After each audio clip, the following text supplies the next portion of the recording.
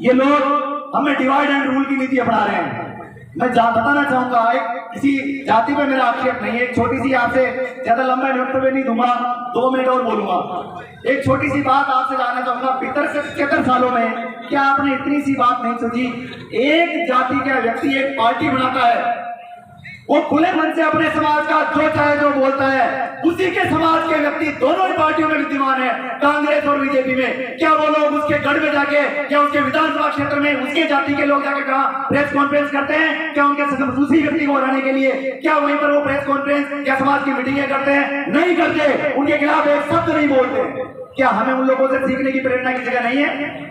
हमारे वो जो दूसरे पार्टियों के लोग हमारे किसी स्वाभिमानी व्यक्ति के लिए आकर यहाँ कहीं कुछ बोल जाते हैं और हम चुपचाप सुनते हैं, इससे बड़ी कायरता की हरकत हमारे लिए नहीं हो सकती। मैं अपनी वाणी को एक कहानी के साथ विराम दूंगा, लंबा नहीं खींचूंगा। ये पार्टी हमसे क्या चाहती है इस कहानी में समझ लीजिएगा। ये पार्टियां ये चाहती है, एक स्टार में 2 मिनट और बोलूंगा। एक अखबार में एक इश्तिहार निकाला और इस इश्तिहार में कहा कि किसी को नौकरी देंगे। नौकरी देने के लिए व्यक्ति को बुलाया गया, इंटरव्यू लिया, वो नौकरी में सेलेक्ट हो गया। जैसे ही नौकरी में सेलेक्ट हुआ, उसने पूछा कि साहब मुझे तनख्वाह कितनी मिलेगी? आप मेरी इस बात पे बहुत गौर करना कि ये पार्टी हमारे साथ क्या कर रही है। उन्होंने कहा साहब सेलेक्ट हो गए तो तनख्वाह दूंगा आपको कितनी? 5,000 रुपए। बोले ठीक है साहब। बोले करना क्या होगा? बोले करना ये होगा कि मैं सोच नहीं सकता, मतलब मेरी सोचने की क्षमता नहीं, सोचना आपको है। बोले ठीक है साहब सोच लूंगा। बोले आप क्या करते हो? बोले मैं भी नौकरी करता हूँ। बोले कितने रुपए तनख्वाह मिलती है? बोले 2,500 रुपए। तो बोले आपको 2,500 रुपए मिलती है, मुझे 5,000 रुपए आप कैसे दोगे? तो उस व्यक्ति ने जो बात कही उसको सुना कि ये सोचने का काम मेरा नहीं, ये तुम्हारा है।